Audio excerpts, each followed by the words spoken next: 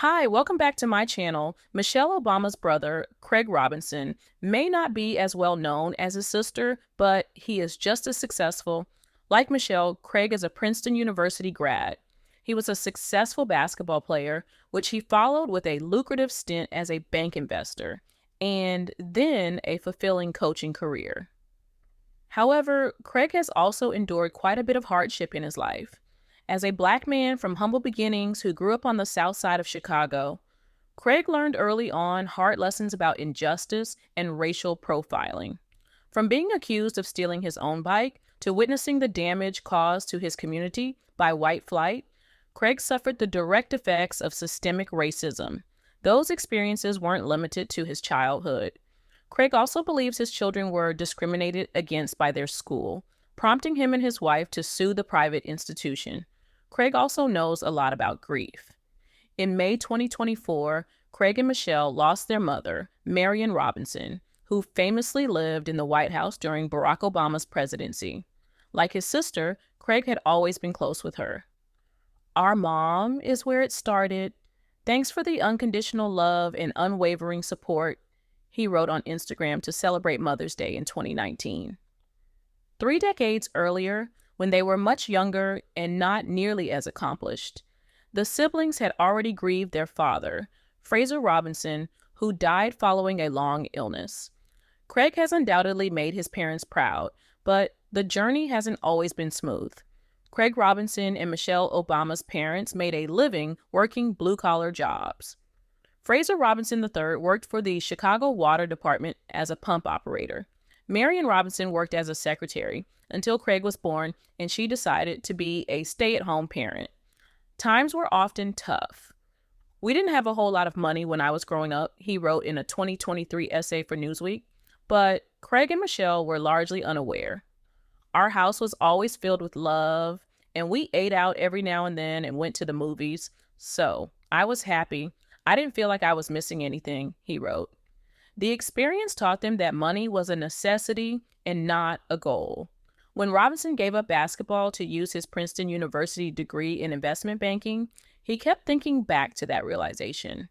"It was almost embarrassing for someone who grew up poor in a one-bedroom apartment," he penned. His parents' teachings made it easier for him to give up his lucrative career and return to basketball as a coach. He made less, but he was more fulfilled. Michelle has also expressed gratitude for her parents' sacrifice. Even though Michelle's father was diagnosed with multiple sclerosis, he continued to make them his priority. He got up, he went to work, he was never late, he never complained, and he was always focused on his family. She told the Oprah magazine in 2007. When Craig Robinson was growing up, the now-defunct discount store Goldblatt ran a sale on 10-speed bikes that became all the rage in his neighborhood. His parents got him a yellow one, but his excitement was dampened by what became his first brush with racial profiling. He was riding around the south side of Chicago when the police stopped him. "I'm raised by Fraser and Marion Robinson, so a policeman says, 'Comes on over. I'm sure he wants my assistance in something,'" he told NPR in 2010. Instead, he questioned Craig about where he had gotten the bike. Craig told him his parents had just bought it for him. He said, "You stole that bike." And I said, "Well, you're misunderstanding this," he recalled. The policeman put the bike in the car and took Craig home. For 45 minutes, Marion talked to the officer, who apologized to Craig, but he never forget that moment. "That was probably my first time understanding what profiling was," he said on In Depth with Graham Benzinger in 2017. Michelle Obama has discussed Craig's experience as the rule rather than the exception. "When you leave the safety of your home and go out into the street where being Black is a crime in and of itself, we have all had to learn how to operate outside of our homes with a level of caution and fear," she said on her podcast in 2020 via People News.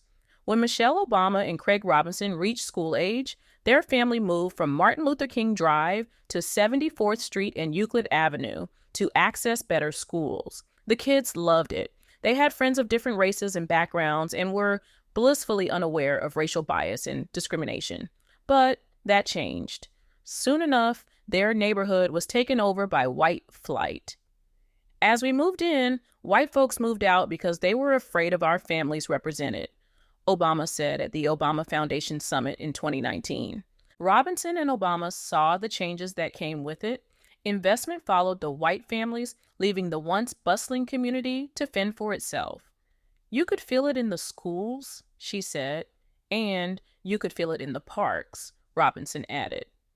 Obama and Robinson lived across the street from Rosenblum Park, a place that was at the heart of their childhood bliss.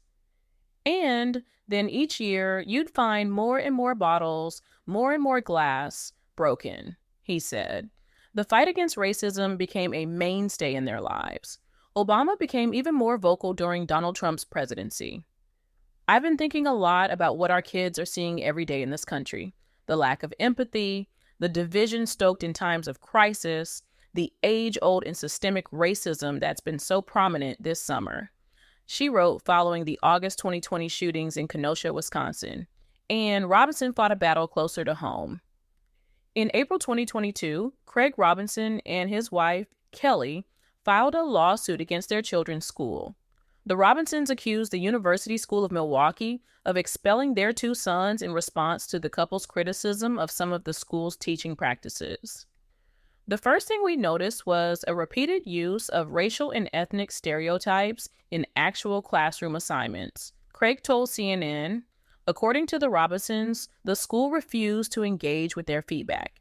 Instead, they went on the offensive.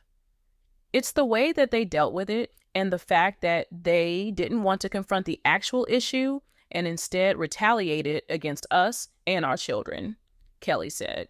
USM said it would not comment, but it nonetheless released a statement questioning the Robinsons' behavior. We cannot and will not tolerate persistently disrespectful, bullying, or harassing behavior directed at our devoted and hardworking teachers and administrators, the school said. In December 2022, a judge dismissed 3 counts in the Robinsons' lawsuit, but allowed 3 others to move forward, Ozaukee County News Graphic reported. Both parties reacted positively to the news. We are grateful for the court's careful consideration of the merits of our lawsuit and its recognition that we have presented viable legal claims for what USM did to our family, the Robinsons said. USM similarly viewed the judge's dismissal of half the claim positively. USM gave no reason for not allowing the boys to re-enroll. While Craig Robinson and Michelle Obama have lost both parents, the death of their father was particularly traumatic. Fraser Robinson died in March 1991 from complications of years of multiple sclerosis. Craig was 28 and Michelle 27. They still very much relied on their father's support at the time, making his death difficult to overcome. It was so traumatic when our dad died. This dude was the epitome of dads in our mind, Craig said at the Obama Foundation Summit. For a long time, Craig and Michelle had a hard time concealing their pain, a pain shared by those who had known Fraser. It was so hard that people would look at the sadness in me or my sister, and their face would be sad looking at how sad we were, he said. He had given us so much that helped us be where we were there and where we are now. When Michelle wed Barack Obama the following year, Craig walked her down the aisle, making their father's absence glaring. It was bittersweet, she said. Fraser's children carried on his legacy, but they were painfully aware that he didn't witness it. There isn't a day that goes by that I don't think about the lessons he taught us and how he is not here to see any of it, and so much of it is because of him, Michelle said in Revolt, ex-Michelle Obama in 2022 via People News. Thank you so much for watching my videos. Please like and share my videos. And don't forget to subscribe my channel for latest update and bell button for notification.